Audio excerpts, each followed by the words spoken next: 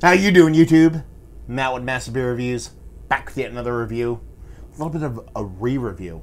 Don't do a ton of re-reviews, but every now and then I get a hankering for something that kind of blew my titties off in the past, and I feel like I should revisit, albeit slightly different vintage, see if it still grinds my gears in a good way, and that is Samuel Smith's Yorkshire Stingo. I have reviewed this before. I've had this beer ad nauseum, but this is a different vintage. The 2008 version. Now, here's the thing. This is 2014 version. That is 4 years old. The 2008 version turned me on like crazy, but it was from about 2013 to 2015, kind of around the same vintage wheelhouse that this one's in. So I'm kind of curious to see if this one really does it for me.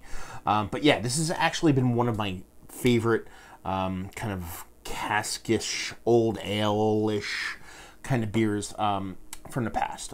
Not the biggest Samuel Smith fan in the history of mankind. Yeah, I love me some Taddy Porter. I love me some bits and pieces of the old English style. And while they're quite nice, they were never a brewery I kind of championed or was like, oh my God, they just do it for me. But that particular year of Yorkshire Stingo, the 2008, really did it for me. So kind of excited to dive into it. Let's see what she's got. As far as what it says in here, Samuel Smith Tadcaster, or Tadcaster, not A. I slipped that A in there. Yorkshire Stingo, bottle conditioned ale, product UK, ale aged in oak ale cask, matured over a year, 8% alcohol by volume. On the back here, some of the oak casks at Samuel Smith date back more than a century, with the individual oak staves being replaced by the old brewery coopers over the years. Gradually, the casks soak in more and more of the character of the ale, fermented in some are in stone Yorkshire squares. Now, what do they mean there? This is actually one of the few breweries that does the kind of almost like a cool ship open. I want to say cool ship. Reverse that. Sorry. Open fermentation, non-soured beers. That's the thing. A lot of their stuff is open fermentation. You see in the picture back here, it's kind of guy raking back and forth a bit of tasty fermenting deliciousness. That's not sour. So that in itself is pretty cool. It says Yorkshire Stingo is aged for at least a year, matured in these well-used oak casks in a brewery's underground cellars, deriving fruit, raisin, terroir, coffee, Christmas pudding, and slightly oaky flavors before being further naturally conditioned in bottle, allowing time for yeast to settle before opening, then pour gently. So yeah, label-wise, I love it. Old school, fantasticalness. Love it. Love it to all ends. So nice foil top. Give her a pop. Yeah, I mean, man, this beer just, god damn it, does it do it for me. That particular vintage. I've had this 2014 vintage when I was kind of in that kind of honeymoon period with the 2008. I found some 2014s and bought them, but they were only a year or so old, and they didn't get nearly as beautiful. Get into that wheelhouse period. Wheelhouse taste, wheelhouse nose, the whole nine that the 2008 version did. But again, we're a couple years removed from that, so we'll see what's what. There was about a pinky finger, just south of khaki-colored head, and it's got that rich kind of hazy, kind of brownish, almost barley wine kind of style head on her. So imperial brown ale, flirting with a barley wine kind of murkiness to it. See if I get a nose on her. Oh, that's that toffee goodness, baby. Come on, it's like that toffee with that nice, rich, slightly green apple, almost subtly tart little funkiness going on in there. There's caramels, there's toffee, there's that kind of green apple. It's like the candied kind of caramel candied apple vibe going on there. Soft wood, soft oak tannins, give me a little bit of vanilla-ness, but at the same time, give me a little bit of kind of fresh. It's not fresh. They've been around for a while, but it gives me like this fresh kind of woody character.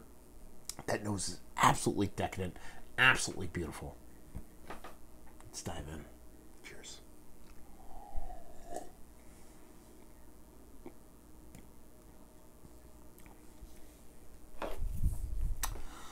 Man, that's tasty stuff. God damn, that's tasty stuff.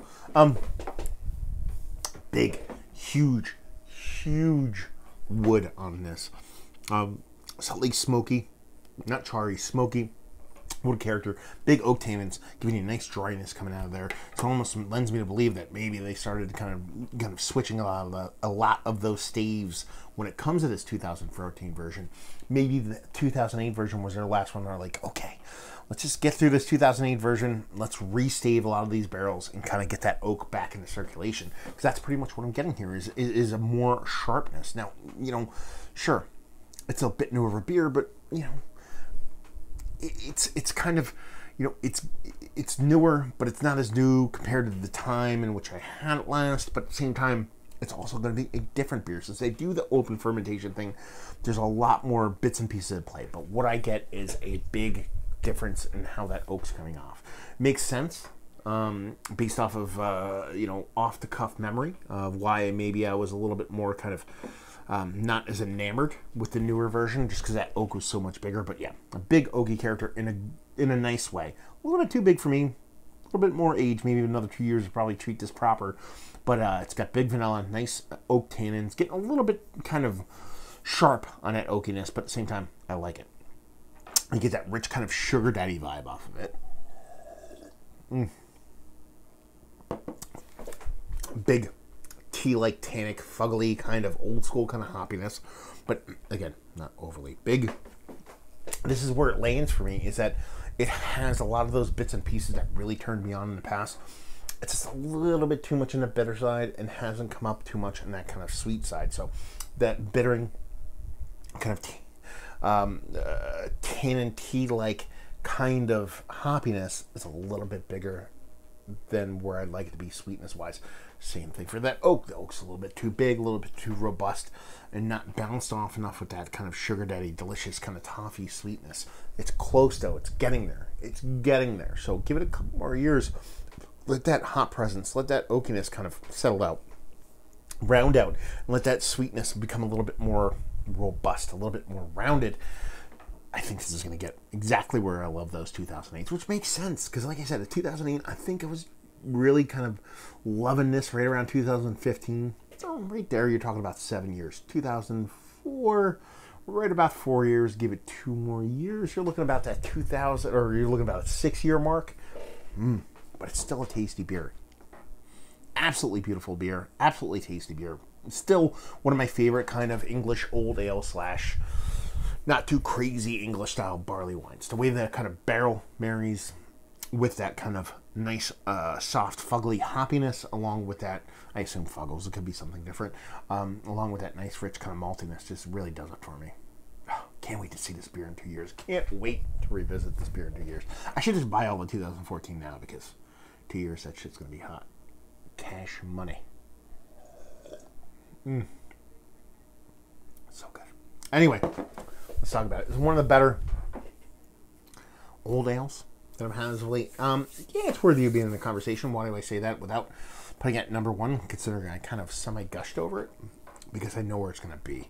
It's tasty, it's nice, a little bit too bittering, a little bit too tannin for me to be like next level, but I taste where it's going to go, and that kind of excites me. So that's why I'm, you know, a little bit giddy. Value to availability, $7 for what, 500 milliliter?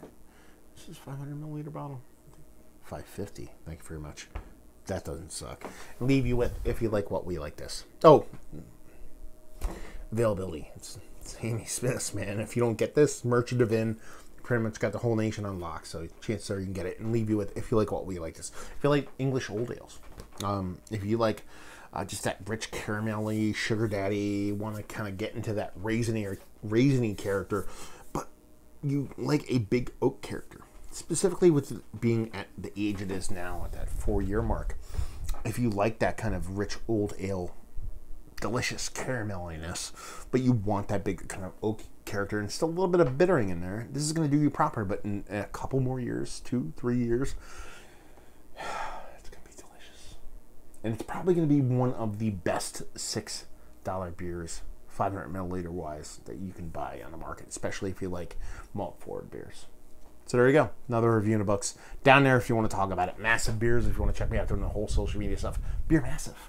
If you want to see me doing the whole podcasting stuff, interviewing brewers and all that fun stuff. And hopefully you guys enjoyed the review. Hopefully you're enjoying a nice little rich Yorkshire Stingo right now. And hope to see you next time. Cheers.